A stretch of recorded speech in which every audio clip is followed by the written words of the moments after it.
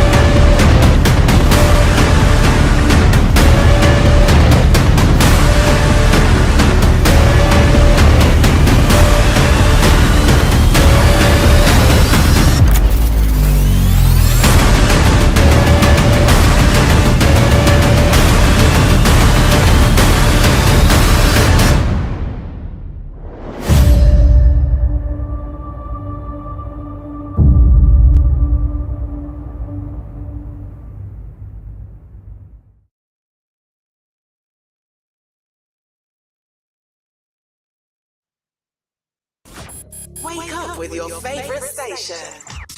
Online, digital, and on your smartphone. It's time for your favorite host.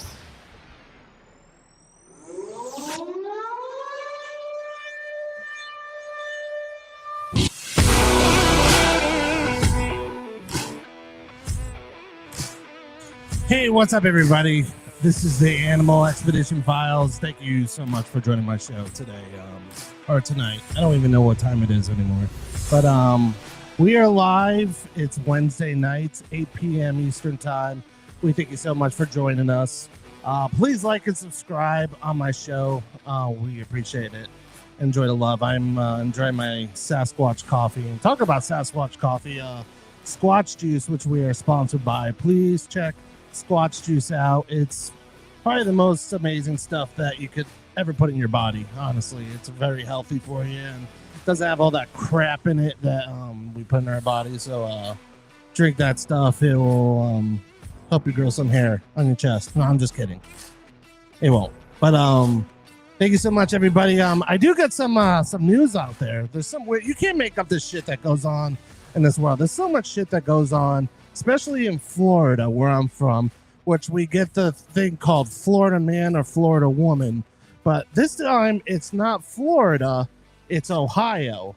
So I want you to check this out. I'm gonna put the video on first because, like, if I explain it to you, you're gonna be like, what the hell? So I'm gonna put the video here and see what you think of this.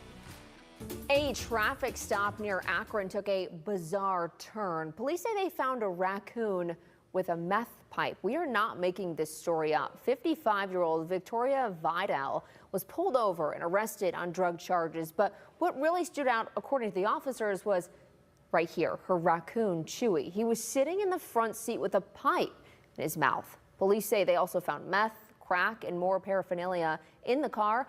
Vidal was taken into custody and Chewy is doing okay.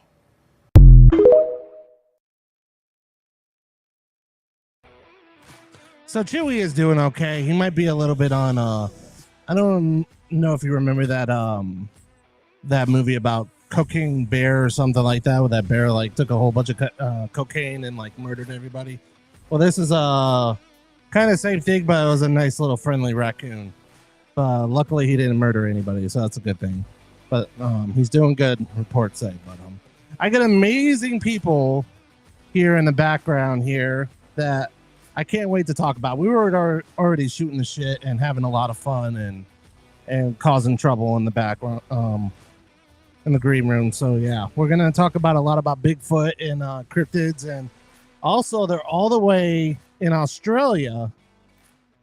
And yeah, we don't want to miss out because it's gonna be a hoot. So we're gonna have them on here in a second. I'm just getting everything together. But Cryptid Women's Society, we're going to have them both on here, and we're going to have a little fun here. So let's get them on and invite them. Lisa and Juliet to the show. What is up? Hey, guys! Hello. What Hello. Oh my gosh, cocaine raccoons, eh? Wow, there we go. Only in America. I guarantee they're going to make a movie about it, like Cocaine Bear, except it's going to be like a comedy. You know, the thing's going to probably talk. It's going to have like a little costume on and stuff and doing cocaine. I don't know. I mean, someone should make a movie about it. I'm promoting it. It'll be on Netflix in about 6 months. Oh, yeah, definitely. We'll have to get. But if there's a sequel, it's got.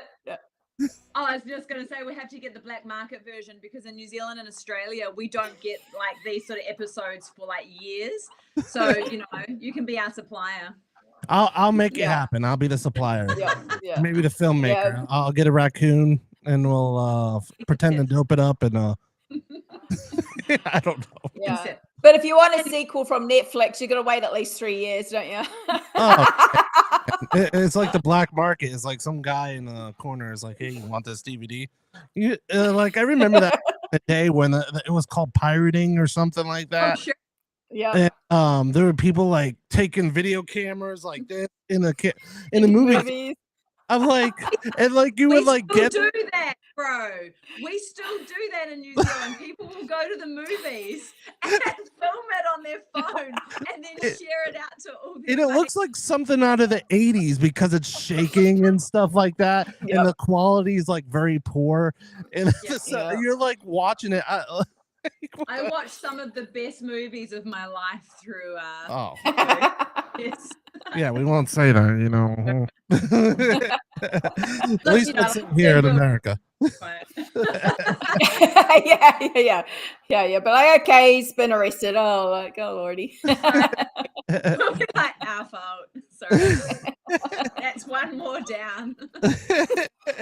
You're not the first, you're the last, buddy. We take them all out. You're all good. Well, you see, it's already do a great start. Hello, everybody in the chat room. Hello, Stacy. Hello, Gene. Welcome to the everyone. Show. I'm sure other people are gonna start coming up on here. It's a Wednesday, so people usually work and then come in and follow it after. But thank you so much, guys, for joining me because I know you guys have different.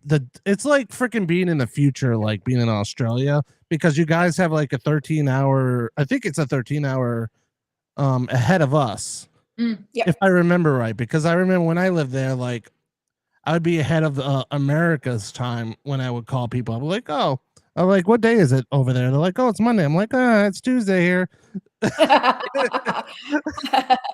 If I give you the lotto numbers, right? Like that's not how it works.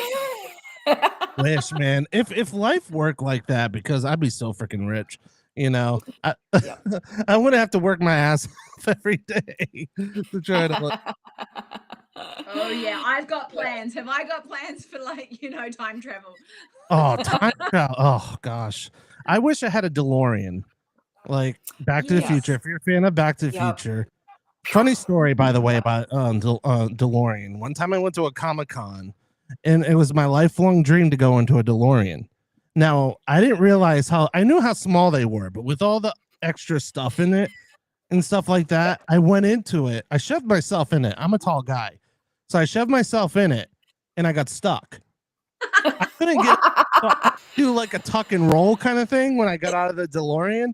And it was like something out of a comedy movie. I'm like, they should have filmed this in a movie because it's like hilarious. Oh my god! But like Michael J. Fox is really little, right? He's short. Yeah, he's tiny. Yeah, he's very short. But I'll never forget that. That was real. That was really funny. Like getting into a Lamborghini. Oh my gosh! Like, yeah, I couldn't do it. I'd be like, I'd have to like. Yeah, they're not made for the taller people or the bigger people. It's your size 2 millionaires.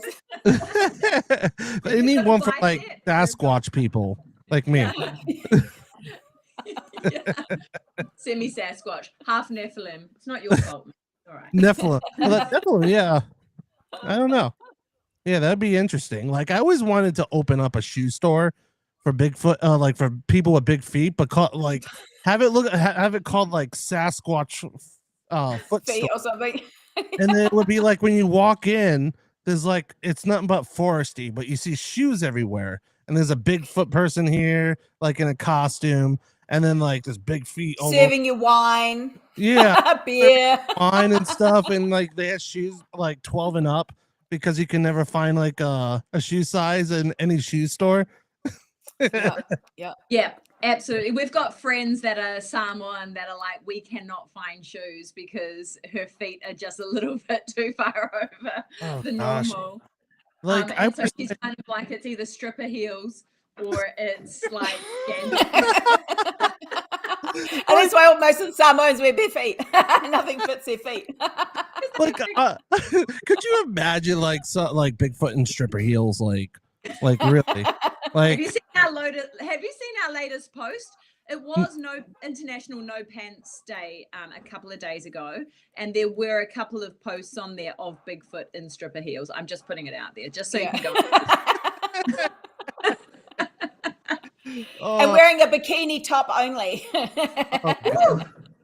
There was a guy I had on the show, and he was talking about Bigfoot and stuff, and he went off. He was like, does male and female Bigfoots have 2 nipples or 6 nipples? I was like, what?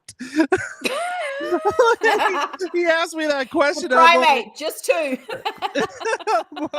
I don't know.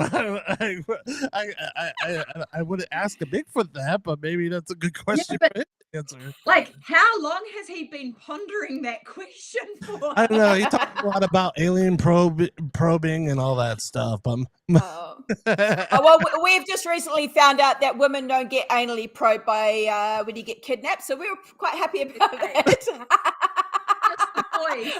Just the boys. I don't know. I would love to meet an alien. Like, honestly, like have a conversation with them, not get probed, but like, look, let's sit down for a cup of coffee, and shoot the shit, and let's talk about life. What do you do in your probe days? You're pre-probate. Lisa's the UFO and the alien girl, and I always say to her, if we get kidnapped, it's totally your freaking fault. I will blame it all on you. 100%. Well, I know you guys get a lot of phenomena up in your area. Speaking about UFOs and Bigfoots, because I remember when I used to live in Australia, and I know a lot of people don't know about that, but when I was there, I've heard a lot, because I was always in the Bigfoot, paranormal, UFOs, like my whole life. And when I lived there, I didn't get to do much like walking trails and stuff and looking for this stuff. But like when I was out at night in Australia walking home sometimes, there was some weird shit like I would see in the sky or freaking in the roads, like I don't know if it was paranormal, if it was alien. Like it was weird shit. Like, what do you guys? That's just like the local native wildlife as well. Yeah. Oh God. Like I'm in Melbourne. I'm in Melbourne, Australia. Lisa's in New Zealand, so she's north of Wellington. Yeah. There is a lot going on here, and we've done paranormal investigations here. I just recently had a story like a few days ago from a girl that had an encounter with a yowie 2 weeks ago. Oh, wow. And she's going to be on our live on Tuesday next week, but it turned out that it may not have been a yowie. It may have been a dogman. So she knew nothing about dogman. And she's like, giving me a description of what this thing looked like. And I'm just like, yowies don't have ears and a muzzle. Yeah. And then I found some kind of photos and stuff, and I kind of sent them through to her, stuff that's been caught on trail cams and stuff in the States, and of these dogmen. And she literally was like, "Oh my God, that's it!" Like this one picture, she said, "That's it." And I was like, "Wow, okay, that's cool." Man, that's crazy. Dogman is a very interesting conversation, because I know like Dogman, I didn't think of that in your guys' area, because I know Dogman, like in our area, is very big lore, and there's been a lot of sightings, especially when I did a film when a buddy of mine we were talking about the spook light and stuff like that, and him and his wife actually came across a dogman creature that was like literally like 7 foot tall, had ears and hunched over with big feet and claws, and then like when they flashed the light at him, he just like went into the like so fast. It was like a freaking bullet train. But I don't know. That's crazy. Like I always wondered, like with Dogman, are they skinwalkers? You know, I've always wondered that. Like, what's your guys' thoughts about that? Well, I mean, it's hard. It's funny that you said, because that's exactly how she described the Dogman. It's about 7 foot tall, hunched over, and with, you know, it's. And then she was saying it almost kind of changed a little bit. There's so many different theories. You know, there's stuff that they talk about, that Dogman is basically Bigfoot's pet. And if there's Bigfoot around, there's Dogman around, he's a protector of the underworld, you know, all this kind of stuff. We're kind of leaning into, you know, when we do research and stuff, we really lean into the folklore and the indigenous people and kind of what the stories are and kind of the accounts, you know, through them. And we have just kind of found out a little bit about a Dogman here that is in Aboriginal law, but it's more kind of a devil dog, not so much as a Dogman. So yeah, so it's really interesting. It's a hard one. It's something that I'm really interested in. We have thousands of sightings here in Australia, and we didn't even realize that. We didn't realize that till about a year ago when we started doing research on them for a live that we did, and we're like, oh my god, we just thought it was an American thing. Yeah, and as far as your question, do we think there's a connection between the skinwalker and, I hear you, Raven, Moonbeam, saying that we're not supposed to say that name in Native American? Absolutely. Yeah.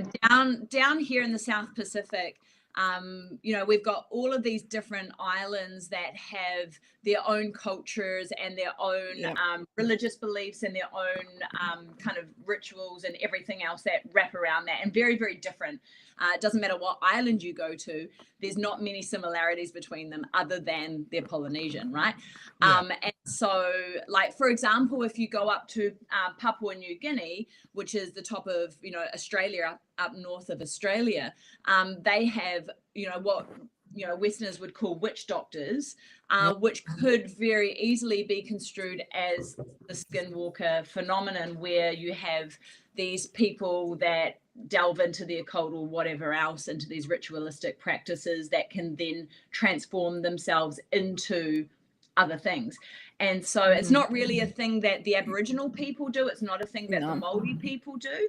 But up towards Papua New Guinea, we've got a friend up there who is amazing. He's a cryptozoologist up in PNG, and his uncle is, they have a specific name, but he is one of these types of people that do that and can shapeshift. And so, yeah, maybe that is a commonality between the northern hemisphere and the southern hemisphere. There's definitely a whole heap of like threads and connections that we keep finding, Jules, as we start doing more research, and we're like, oh my gosh, oh my gosh, it's Bigfoot in here. That's what you're fighting. No.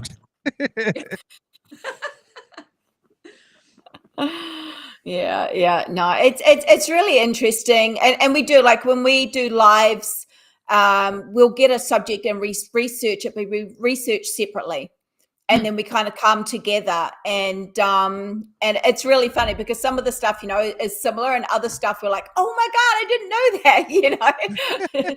So we all go down our rabbit holes, that's for sure. I get in trouble with those rabbit holes. Oh, yeah, like disappear for hours, and then be like, oopsies. What's up, Damien?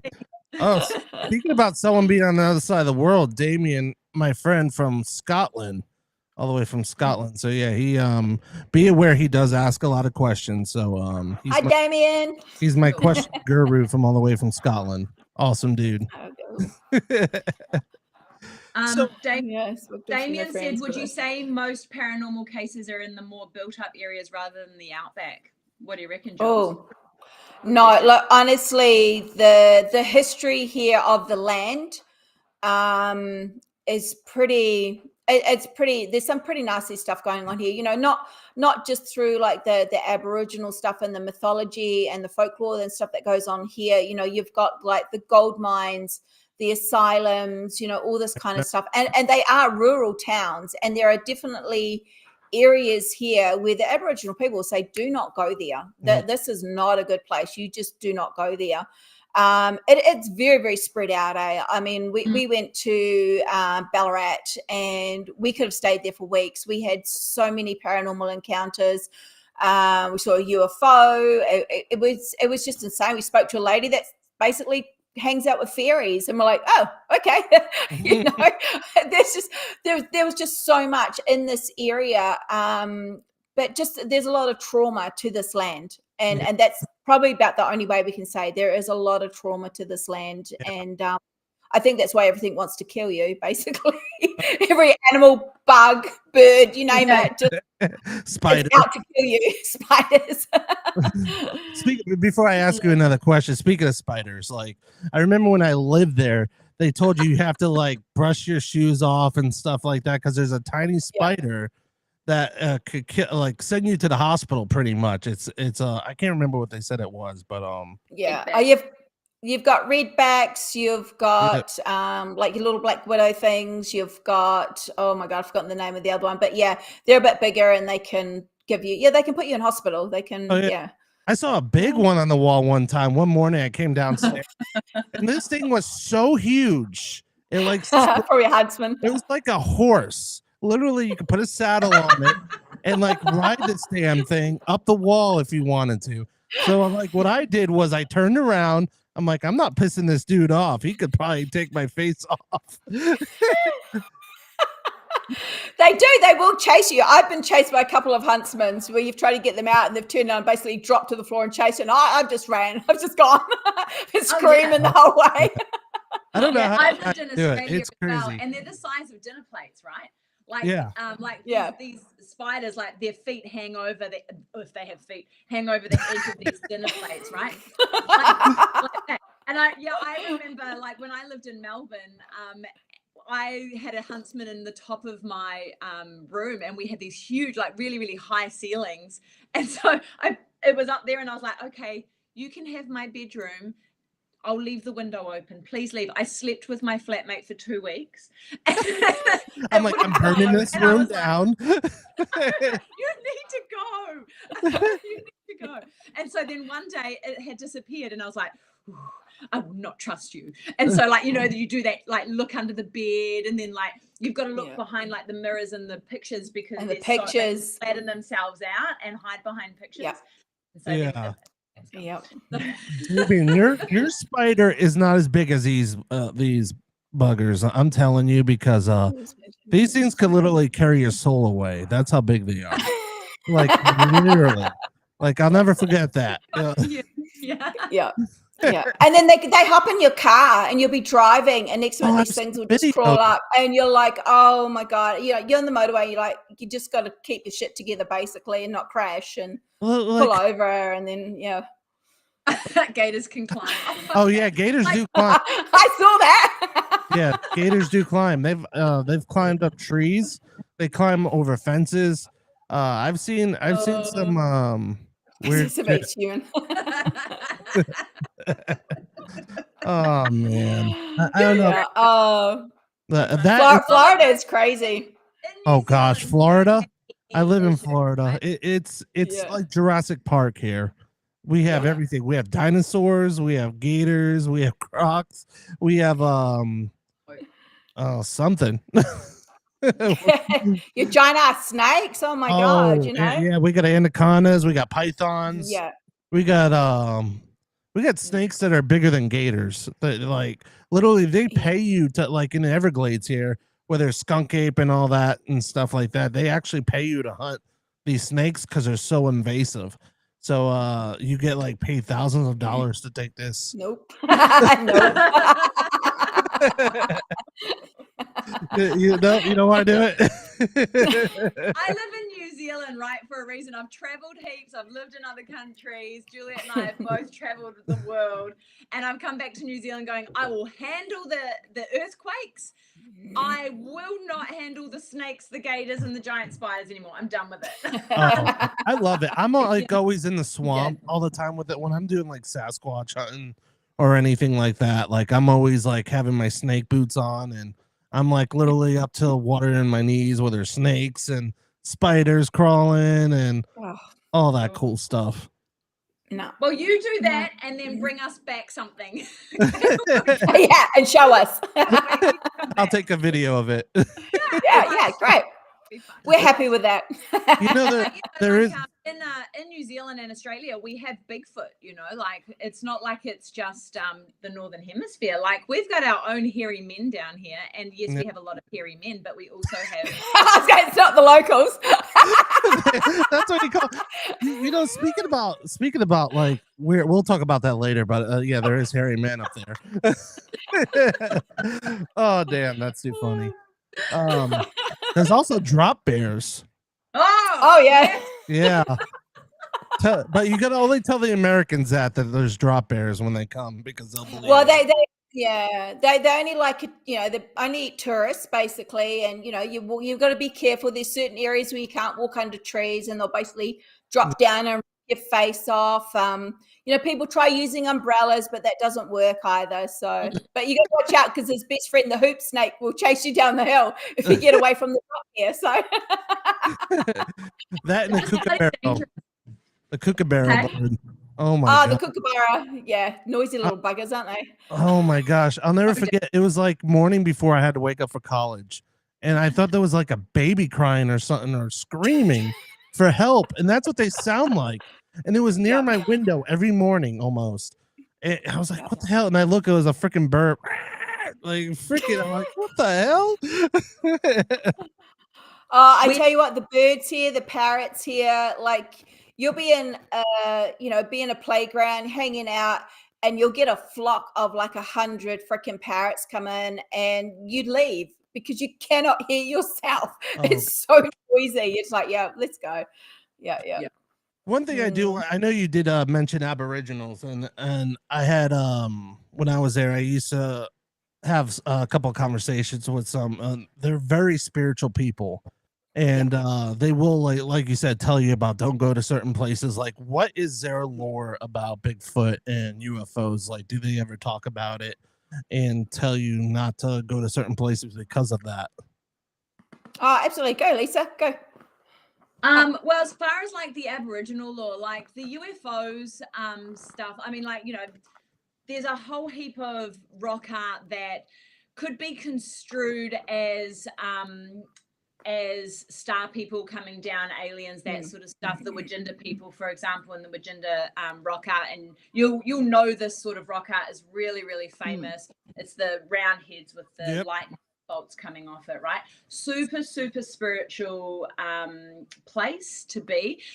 They believe that the Wajinda rock art are actually their ancestors and their elders. They don't believe that they are aliens, quotation marks. I know if you listen to, like Ancient Aliens or something like that, they'll definitely kind of lump all of that stuff together. But if you go and actually talk to somebody that is one of the mob elders or anything like that, they'll tell you that they're their ancestors. They're ancients that came from the stars and gave them and they're all part of the creation story as far as the UFOs go and the aliens and that sort of stuff. There's not really alien folklore or alien lore per se. That's very much a westernized theory to put on top of. And yeah, like you say, they're a really, really spiritual people. They are one of the oldest, if not the oldest civilization in the world, 60,000 plus years, the cradle of life, if you will. Wow.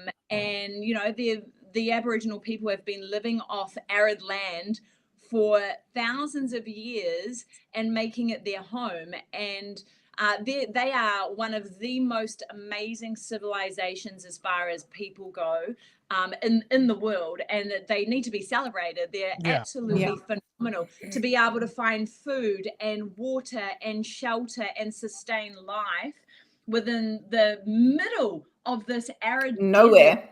Australia is. In the Kimberleys, for example, there is nothing there apart from giant spiders, giant crocodiles, kangaroos that want to punch you in the face, and snakes that want to eat you, you know. And yet they live this beautiful symbiotic relationship with the land. And you know, there's so much to be learned from this population of people, from these native people that have looked after that land and are guardians of the land. And we're very much like that in New Zealand as well, as far as like the indigenous people or the First Nations people that live here. We're very much like, let them have the land. They look after it. They caretake it. They have this innate connection to protecting the land. That's where it should stay, so that us bloody white people don't come in and rape and pillage it. Do you know what I mean? And like that's very much my view on where the land should sit as far as ownership and protection and everything else goes, because these First Nations people have this really amazing, deep-seated connection to the land that they live on. It's real beautiful, It's beautiful. Yeah. Well, and as far as the Yowie and stuff goes, the Yowie and what we've got called is the Quincan, which are again like these spiritual creatures. It varies on the areas that you go around around Australia, and the tribes and stuff. So the Yowies are seen as the guardians of the land, and they're here as protectors. But then you can go to the other side, and they're basically seen as these creatures that will do harm, you know, and if you do harm to the land, they'll do harm to you. And, you know, and we've heard stories from kind of different tribes and, you know, that kind of stuff, and different people that some are going, oh, you know, they're here, they protected us. They were, you know, we have like this relationship with them and they're great. And then you talk to other people and go, no, they used to rip the children out of their beds and the women out of their beds and take them and kill them and eat them. Wow. So it's there's a real kind of, there's very two sides to it of, you know, they're good and they're bad. So, you know, and the same as with Bigfoot, isn't it? You know, Bigfoot's the same. There's, you know, people say, oh, you know, I've got a family of Bigfoot, and they hang out, and the other people go, this thing just tried to kill me. So, you know, it's, there's so much stories about Bigfoot and like attacking people, or it just sat there and just looked at you. There's so many stories out there. It's like you don't know which one's which. You know what I mean? Yeah. It's I don't know. It's very interesting. I know Damien got a question here. How do you feel if you're empathetic and you come on your northern hemisphere? Do you think it makes you more aware of your abilities and vice versa? Can I answer that? Can I answer it by way of one of our friends who actually, she's a Māori lady, her name's Alison, and she helped develop our website and some other bits and pieces, and she's absolutely amazing. She's actually a shamanic practitioner, I beg your pardon, and she came on to one of the lives that we were doing, and she was talking about being a Māori woman from New Zealand going to Australia and whether or not she connected to the land, right? And I think that maybe, Damien, is what you're talking about, is if you are connected to a space and this is kind of your home and this is where your energy is connected to, and then you kind of change up to a different space, do you feel connected to that? Are your abilities kind of more open to that or closed off or whatever? And I don't know. I find it really interesting. Alison said that it was quite difficult for her to connect to the land in Australia and the energy in Australia. Probably, she said, because of all of the emotional turmoil and the chaos and the negativity that happened within that land, and the genocide and all that sort of other stuff that went along with it to create that negative energy.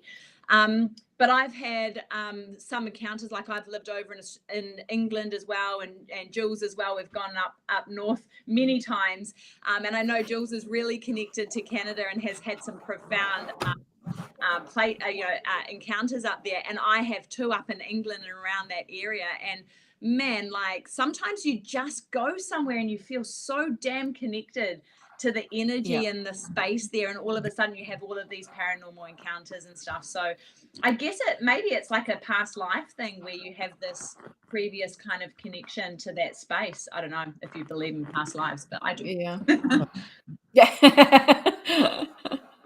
We could talk about past lives because there's a lot of different interesting stories about that, where there's kids that go visit places and they're like, I remember falling off that building, or this or that, or like I passed away here, and it like he tells this whole story of how he died, and it's just, and they look this up, and they and he says these names. Like, how does a 4-year-old know these names? Was that the young boy with the twin towers? Yeah, that was insane. Yeah. Oh my gosh, yeah. And then as he got older, he started forgetting, and because of that memory or something like that goes away the older you get. But yeah, we could talk about that all day because that's a very good subject about past lives, and I truly believe in that. Can I tell you a story? I've had a past life story. Like, definitely. It was really whacked. I don't know if I've told Juliet this, but it was pretty whacked out. Let me tell you, How drunk was I? Need more coffee? More alcohol? Hang on.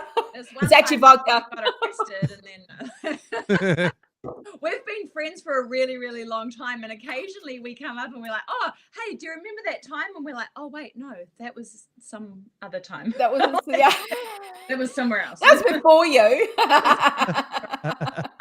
No, well, I was out with one of my friends. He's an older Māori man. He was in his probably 70s by that point, and he said to me, "Let's go and have a dinner date." And I was like, "All right, old man, let's go." And so we went out for a That sounds so bad.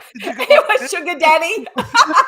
Oh, poor Sid. We know Sid. He's a darling. Best friends. He was an amazing Māori man, and just so just phenomenal. My angel, like looked after us a lot and pushed us forward and gave us lots of opportunities. And he's doing his new job as an angel at the moment. So he comes back to visit us sometimes and comes to say hi. But I went out for dinner with him. He was like, "I'm down in the city. Come on, you can drive the fast car." And I was like, "Oosh, cool." So jumped in the Ford, cranked it out, did some donuts.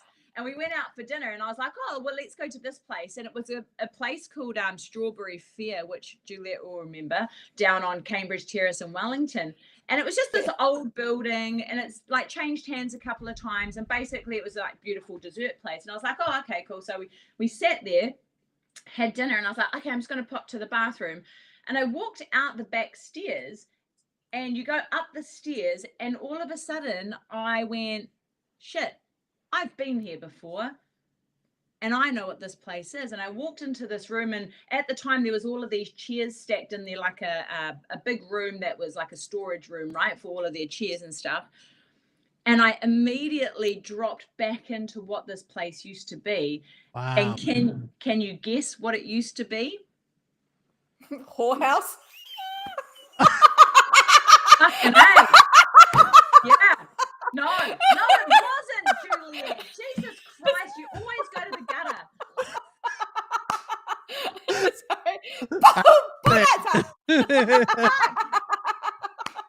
You can't take a She walked right into that. You can't take a Kiwi anywhere. She's always like that. This is what I have to put up with. No professionalism.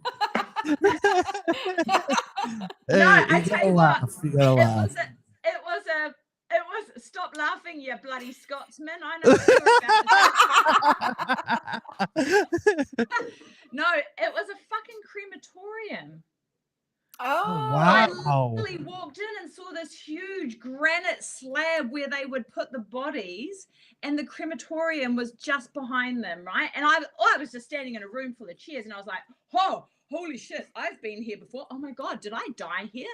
Oh, did I?" And so anyway, I was like, and I got freaked out, ran down the stairs, and I sat back down at the table, and I was like, "Papa said, what did this place used to be?" And he goes, "Oh, I think it was a funeral parlor." And I was like, "Yeah, and the crematorium was upstairs, eh?" And he goes, "Yeah, it was upstairs." And I was like, "I know, because I was here." Oh, damn. 40 years ago. ago. And I was like, Wow. yeah, I know. I was freaking here, man. It was the most whacked out. So I wish it was a whorehouse because it would have been way more fun. Way more fun. Damn. That would explain all those pole dancing nights. Post. Oh, I got a story for you. When I was on, it was my first experience ever. It was weird. I got invited to a birthday party. It was Bondi Beach. I'm sure you guys been there before. Oh yeah, Bondi. And it was a birthday party. That's when I first they introduced Vegemite to me, which I ended up head in a trash can. Yeah, exactly. I'll never forget it. And I was walking at the beach, and there was these two women that walked out of the water, and I was like, where am I? And I realized it was a nude beach. Apparently, like in Australia, I was like, there's kids here. I'm like, I know, like, I was like, you get arrested for that in America, but I was like, eyes up, eyes up, eyes up. I'm like, did I just see what I saw? I'm like, I don't know. I was like, oh, they're all over the place. Like, honestly, the Aussies here don't care. It's like you'll have, yeah. You have girls walking around in bikinis around the shops. You're in the middle of summer. You're like, for God's sake, just put some bloody clothes on, would you? Oh yeah, it was funny, but like it was like I wanted to get into this because like you were talking about spirituality and like connecting with the land, and definitely connecting with the land, but no, it was amazing because like when I left America and I went there like with barely any money, it was a different aspect of feeling for me, because when I landed there and everything, like it was like you could feel the spirituality there, like with the people and how they acted, and like I'm telling you like this, like in pure like amazingness, because it was like such a feeling like I've never felt before. It was like almost like an out of body experience, because like the people were just so generous, and I wasn't used to that, because I know here in America, like you like pass somebody, they flick you off and stuff like that on road rage, and here in America it's like they go nuts here, and I'm like, wow, this is pretty crazy. And then you got the Aboriginal people, and then you had the people that just like, oh, don't worry, mate, you're good, and like I'm like, wow, like it was so cool, and I miss that. Like I miss that type of spirituality, because I felt like I connected to that land when I was there at that time, and it was like such an incredible feeling, just being with the people that actually care. You know what I mean? And you don't get that a lot, because the way this world is going right now, it's going to hell with all the politicians and stuff. And I mean, I could go on forever with that crap, but yeah, I mean, it like I lived here years and years. Like I've been back and forth to Australia. I've been over to Canada. I've been back to England. Me and Lisa do the same. We tend to country hop when we get a bit bored. And it's not, we just like, let's go. Back where you're from. But yeah. Yeah. But it's just like, it's not what it used to be. And, we do talk about this, and it's worldwide. And it's so sad, because that sense of community is being lost. And that is such a sad thing. But there are still really, really good people around. Oh, yeah. But it's not as community focused as what it used to be. So, which is really sad. So, I mean we're coming, we laugh about it when we grew up. We would never lock our doors. We'd leave all the windows open. The cousins would come around, and like you'd come home and you'd be like, God damn it, they ate my lunch. Like because they'd been in the fridge or whatever. And you knew everyone. You knew everyone in your town, including the gang members, including everyone else. And there was one police officer who blimmin' kind of pretended to do everything, but it was more like, I know your auntie, and I know your mum, and I know your sister, and man, if you mess up, you're gonna get a fussy. You're gonna get smacked in the you're gonna get the jandal.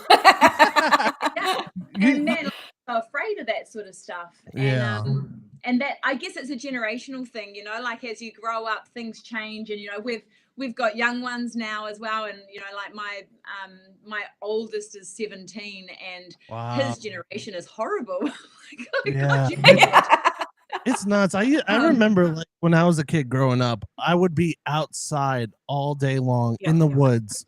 And until that street light came on, my ass better be in that door. I get a whooping. But I was always outside. But kids are scared to go outside today because you never know if they're gonna get kidnapped or or sex trafficked or there's so much things going on in this world. Like we just had a news thing today, actually, where not too far from here, where there was like almost a kid snatching at a bus stop during daylight. Like these people are doing this stuff in the daylight now, like taking kids. I'm like, what the hell is wrong with you? Yeah, man. Do this. Yeah, and this is what happens. What we say to our girls at Cryptid Women's Society, because like we're a female based community, right? Yeah. We say it's not the poltergeist, it's not the UFOs, it's not the extraterrestrials, it's not Bigfoot, and it sure as fuck is not a skinwalker that's the most dangerous thing you're ever going to meet, right? Yep. The most dangerous thing you'll ever encounter is another human. Yep. Full stop. And you have to know how to deal with that. Juliet and I have come from martial arts backgrounds. We shoot guns, we use blades, we do all that sort of stuff, which is awesome. And we've been privileged to be trained by some of the most amazing people, but also be able to kind of run around in the bush. That's a lightsaber. A lot of that stuff's banned here. We can't have it. Yeah, no, nice stuff. Can't have nice stuff. Big weapons. And so one of the things that we're going to do with Cryptid Women's Society is we're creating some personal protection courses for our girls, so that they can go into the bush, so that they can go walking nature tracks, so that they can go to abandoned buildings and do paranormal investigations and feel really confident knowing that they can take an exit and they know what to look for, because it's not about punching and kicking and doing all that sort of stuff. It's about preempting those situations so that you're safe. And the same thing goes with teaching your children. You've got to make sure that you teach your children how to preempt these situations, how to listen to their instincts and deal with those situations before it happens. Yeah. I think this is where the problem is, because there are no more real social cues anymore, because everybody has their face in a phone, in a computer, talking to each other. They're not interacting with other kids. And when there is this conflict and this bullying and stuff, and it happens because these kids don't know these social cues. Can you imagine, like when we were younger, if some kid came up to you and, oh, you're a dickhead, you would have just like decked him. Oh, That's us Kiwis. Let's go. And now it's like social media. Now, like, you said something to me, I'm gonna you. I'm gonna block you. I'm gonna block you. I'm gonna block you. You're being mean. Lisa and I, we're just like, God, once we start getting some trolls, we're gonna have so much fun with them. We're like, woohoo, come on, girls. We don't want trolls. We're good people. We don't want trolls. Be nice to us. I always said I would love to be kidnapped by Bigfoot. That would be amazing. Just to be kidnapped by Bigfoot. I would be the most happiest person. I'd be like, just take me. Just please. Like, please just take me. Hold his hand. Don't ever let me go. So, like, I don't care. Like, I'd be like, haha, I told you all. I might get killed, but I told you all Bigfoot's real. At least I know. At least I know in my heart. He'll be trying to push you up the hill and you keep trying to grab his hand. He's like, oh, stop it. Oh my God, I'm so happy. Ends up treating me like his like cub or something, like a Bigfoot cub. He's like, now you're going to be Bigfoot too. As long as it's just his cub. I do have a Bigfoot outfit, a costume. So that would work. Do you? Out. Yeah. You should start an OnlyFans. No. OnlyFans Bigfoot. You know how much money I could like quit my job. If I did an OnlyFans Bigfoot. Josh, are you gonna be Mr. May Bigfoot in our calendar? In our calendar? Are you? No. Oh, He's like, no. Yes. He just said yes. We'll ask your I wife, girlfriend. We'll be like, hey, she'll be like, yeah, do it. He's Mr. May, Bigfoot. But I should just do that, like just model Bigfoot, like just have the costume on and just like sell like calendars and stuff, make a lot of money. Yep. There's a lot of money in that. We've talked about it. We've got plans. Damien's like, do it, animal, be a sport. Be a sport. It's good. Not a day. It's a, Oh, we can get you to dress up. We'll come over and we'll hunt you in the bush. we won't use real bullets. well, people have actually done that. They like dressed up as Bigfoot and got hunted. Like, and they had to take off their costume. Like, look, I'm a bird. Like, oh my gosh. That'd be pretty funny. Yeah. Hey, Josh, I've got a question for you. Anything. Do you know any other cryptids down in the South Pacific? What's your knowledge base? Knowledge base about cryptids up there. I know Bigfoot. I know there's a lot of what you were saying earlier, witch doctors. I have heard some stories about witch doctors about casting spells on people and doing some crazy things up there, but that's pretty much of my knowledge there, because when I lived there, I was more focused on school a lot, not the paranormal, which I wish now that I think about it, I wish I did, because there's so much lore in Australia and New Zealand. Like I'm beating myself up. I know I got to go back up there because I miss it. There's so many people that I need to visit too up there. I got so many. Come over. We'll take you on an expedition. It'll be awesome. Yeah, I definitely want to go Bigfoot hunting in Australia. The only thing is flying right now is kind of not a good thing right now with all the planes falling apart. But I wasn't going to say that. Yeah, they get falling out of the sky, and then Trump gets the blame for it. Apparently, I'm like, is he just like, yeah, get rid of that one? I know. Sorry, no political stuff. I just thought it was funny. Okay, so I'll teach you about a cryptid, and then Juliet can teach you about a cryptid. Okay. Oh look, Damien said Myro Law. There you go. We spoke about him yesterday. Yeah, no, 2 days ago. Or the day before on our live, it was Monday night Eastern time in America. Tuesday for us, we talked about the Moiho man, Mairo, which is what Damien's talking about, Bigfoot in New Zealand. Mm-hmm. But I don't want to talk about him. I've already done it. I want to talk about him again. But it's real similar.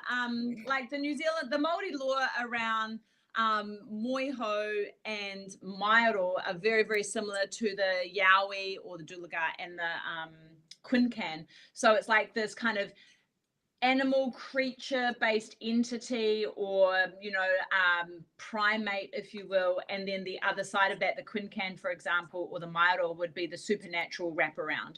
In New Zealand, in Māori lore, the Mairo is also seen as a giant wild human.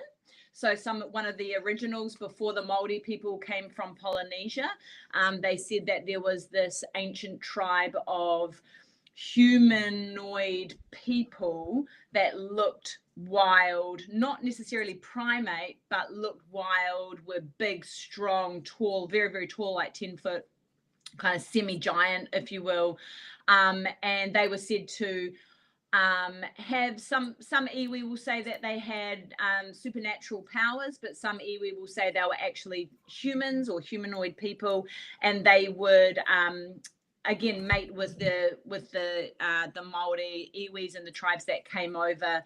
And so then you have this flow-on effect of these Māori people that live up through the North Island that are 7 foot tall, really, really tall young men that are joining basketball teams, and they're freaking huge, So that sort of kind of the Bigfoot lore in New Zealand is separated into two kind of different pathways, if you will. Wow. Yeah, the paracryptozoology, isn't it? Yeah, sure. It's that supernatural kind of wraparound, and like with like when we first started Cryptid Women's Society, we were like, man, like we've got to bring the Indigenous culture in and that sort of stuff. How do we do that without kind of just saying everything's paranormal or everything's cryptozoology? And we couldn't quite figure out how to do it. And over the years, we've gone, what we do is we segregate it between cryptozoology, where you're looking at like the thylacine, the Tasmanian tiger, which we know is a real animal. And then things like the bunyip, which is said to be an animal, but also has this amazing supernatural, spiritual kind of wraparound. And so that's kind of how Juliet and I kind of differentiate between the two and incorporate all of the Indigenous kind of stories within that. Because, we've been told the Indigenous stories, these are real stories. These are encounters that somebody has had throughout the generations. We don't... like the Indigenous people, the First Nations people, they don't make up stories like we make up Santa Claus or the Easter Bunny or the Tooth Fairy. These come from real encounters. And that was a game changer for us. And I think it helped us create this kind of framework that we work in now as far as Cryptid Women's. That's really interesting. That's that helpful? That's awesome. I gotta look up some more lore up there because I definitely want to check it out. That'd be really yeah. Jules, there's so much. I'll do a bunyip. Have you heard of the bunyip? Bunyip? No, I've not heard of the bunyip. Okay, so it's an amphibious man. It's basically a meat eater, a man eater. So these things it's a they are seen in the swamps and the billabongs, which is basically a swamp or an area of water. It's like a mythological creature, but it's seen to kind of basically hang out in the swamp. It's a little bit like a hodag. So you know what the hodag is? Yeah. So it's very similar. And so this creature, which has like these big kind of tusks that kind of come down, they're water dwelling, and they'll basically take. And the Aboriginal law is that if you do something bad and you go by the water, or if you're disrespectful, these things will come out and take you and eat you. And we always kind of looked at it as like a mythological thing. We never really kind of thought, until we were in an Uber with an Aboriginal taxi driver, and he told us two stories, which we can't repeat because he asked us not to, of these bunyips and where they were. And it was really, that was kind of like a real eye-opener for us, wasn't it? It was just like, these big beastly kind of creatures that I mean, they're kind of like a small hippopotamus, but some are seen as furry, some have tails with fluff on the end. But we also made a connection between them and saber-toothed tigers that have been lost, because they had the same characteristics and very similar looking, and coming out of the water and attacking people in boats and this kind of stuff. So it's like a whole full-on story that we've done about them. But they're pretty cool. Look up the bunyip. There's actually been like sightings about this. Yeah, for years. Yeah. For years, for a long time. So it is part of the Aboriginal mythology.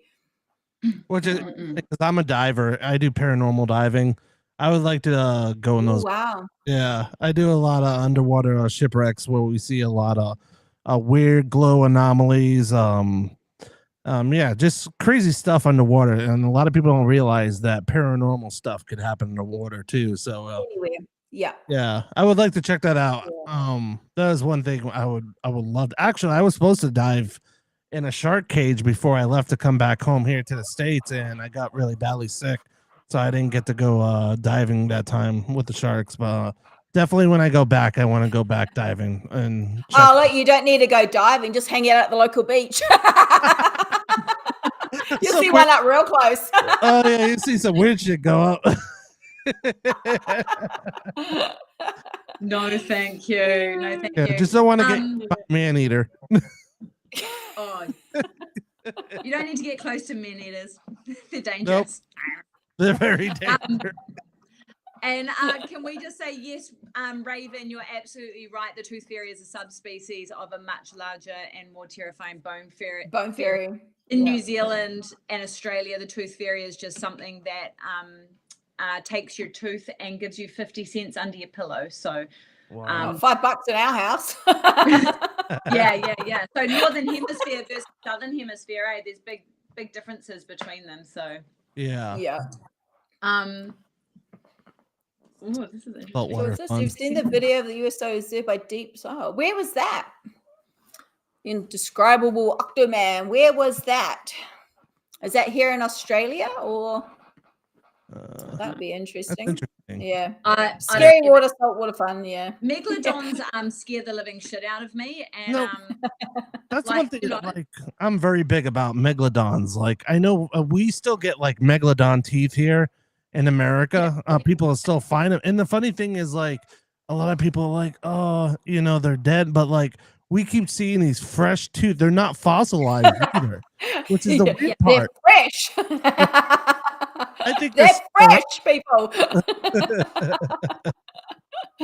I think it's like the giant whales with the big bite marks out of them. You're like, yeah, cool. And they're like, oh, you know, must have been done by an orca or something. Like, that ain't no orca. No, it's shark, man.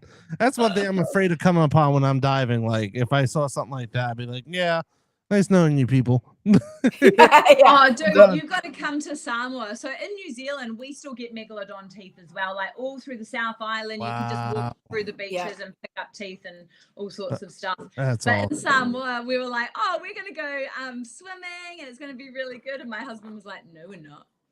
And I was like, why not? And he was like, because A, B, C, and D. And I was like, okay, I'm not going to go swimming there now. Because they're just like, it's wild there, man. Like, you know, the coral reefs, and like they've got a very small coral reef from the tsunami that came through now. And it means that all the apex predators can come straight on in, man. And I'm like, well, no, I'm good. Yeah. And you know, there's mermaids, mer people, and all sorts of other, you know, water spirits and elementals and stuff down there. Like we had a pretty amazing experience with an elemental when we were down there that tried to get my son into the water. He's like, you know, 17, and hello, Mr. Pants. And we were doing an international investigation at midnight, and Juliet had her ghost tube up, and I had mine up, and I was on the coast of Apia in Samoa, and I was walking around with my two kids that are, you know, teenagers, nearly adults. And my boy was like, Mom, I think I saw a mermaid. I saw something splashing back down into the water. And I was like, all right, son, keep walking, mate. And he was like, I'm going to go to the water. And we were like, no, you're not. It's like, no, I just got to go down this ladder, Mum. No. And Hunter's really risk adverse. He's very much like, no, well, that would be silly. Like, why would you do something like that? You'll get hurt. And so, and it was totally against everything that he would naturally do, And man, like my daughter was like, Hunter, go over here. And she grabbed him. She said, the water spirit is going to try and kill you. You're not going to get it anymore. Absolutely told him off. But it was a crazy experience. And we'd been told, like, when we were over there, that the water spirits, you know, they show as women and they try and take the men into the ocean and into the river and stuff. And that we, you know, we had to be really careful and all this sort of stuff. And it was real crazy, to actually experience that. We're like, okay, we need to go do a cleanse and just all the other bits and pieces that we needed to do. So pretty mental. Cool. Sounds really cool. Oh, cool. I agree with Tim. That's why I don't like going in the water either. No sharks, no jellyfish, no crocodiles, nothing else that will get me. we definitely gotta like have you guys back on, because I know it's been an hour, but man, there's so much we could talk about because there's so going on in Australia right now with the war and Bigfoot and paranormal. We are definitely gonna have you back on because an hour is just not long enough to talk about Bigfoot and everything that's going on. And everything else. Oh, for sure. And we would love to have you on our show, Josh. Maybe you can come to our Men's Day Wednesdays. Yeah, I'll definitely want to come on your show. That would be awesome. Yeah, definitely let me know But before we do go, please tell everybody where they can find you and have a conversation with you guys because Well, honestly, you best place guys have so many amazing stories. It's just awesome. I tell you what, we are totally open to talking to anyone. So if you want to get in touch with us, send us an email, send us a DM. We're super active on Instagram at the moment. We're just about to kind of set up on Facebook and get that going, and YouTube, but definitely Instagram. You can jump on over to cryptidwomensociety.com. There are founding memberships at the moment. So if you have a woman in your life that you think would love this, send us a little DM and we'll get her set up, or you can pop over there and steal her a membership. It's a really, really cool place to hang out. And we love the fact that we have so many guys supporting us and so many, husbands and partners and sons and brothers and all sorts of guys that kind of support us and surround us to do what we're doing and try and get some awesome balance within the space, because balance is the best, right? Oh, 100%. And then we meet awesome people like you. It's all about community and being there for each other because, honestly, if we didn't have this, I think everybody would just probably go mad, honestly. But, it's a real beautiful. It's a really beautiful industry to be in. What a cool community! Hey, Carl. Yeah, definitely, 100%. And I'm gonna try to get you guys back on, probably with Brittany, honestly, because I think that'd be a good conversation to have us all in and talk about conservation and cryptozoology, because I know that she's very big into that also. She's amazing. She is amazing. Yeah. So look out for her talk next.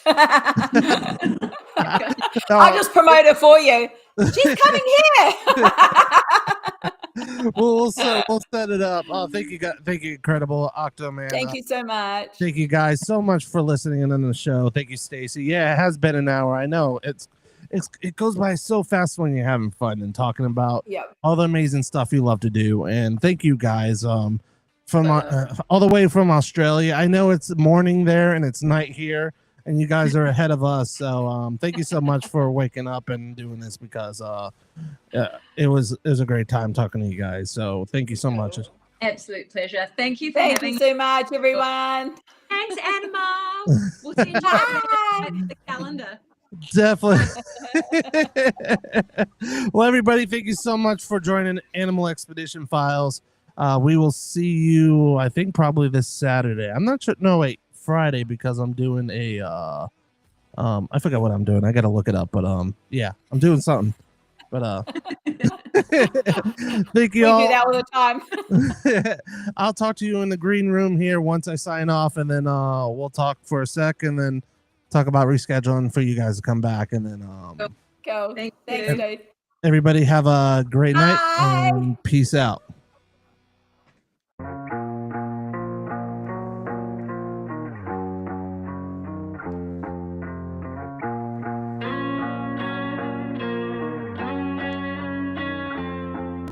Lights on.